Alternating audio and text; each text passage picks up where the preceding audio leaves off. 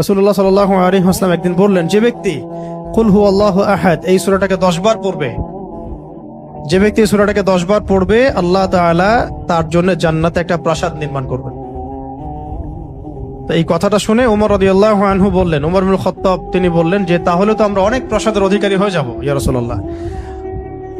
তার উদ্দেশ্য ছিল এটা, যদি আমি 20 বার পড়ি ইয়া রাসূলুল্লাহ, তাহলে নবীজি বললেন তাহলে দুইটা প্রাসাদ, যদি 30 বার পড়ি তা 3টা প্রাসাদ।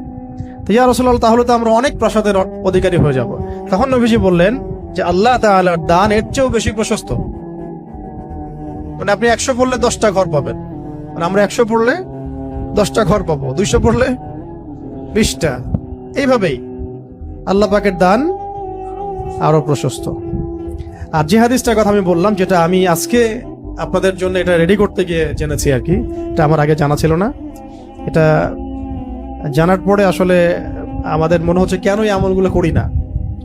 এত সময় দেখা যায় যে অনেক সময় অনলাইনে বসে থাকছি, তাই না? অনেক সময় এমনিই বসে আছি জিকির ছাড়া, তো গাড়িতে যাওয়া আসা হচ্ছে, ওই সময় বসে আছি, কোনো কাজ নাই, এমন অনেক সময় হয় না? কেন আমরা এই সময়গুলো কাজে লাগাই না? এই লাস্ট হাদিস, একজন সাহাবী ছিলেন যার নাম মুয়াবিয়া ইবনে মুয়াবিয়া বিন মুয়াবিয়া আল মুজানি রাদিয়াল্লাহু তাআলা আনহু। তিনি ইন্তেকাল করেছিলেন এবং নবী সাল্লাল্লাহু আলাইহি ওয়াসাল্লামের তিনি সাহাবীদেরকে নিয়ে জানাজার নামাজ পড়া হলো।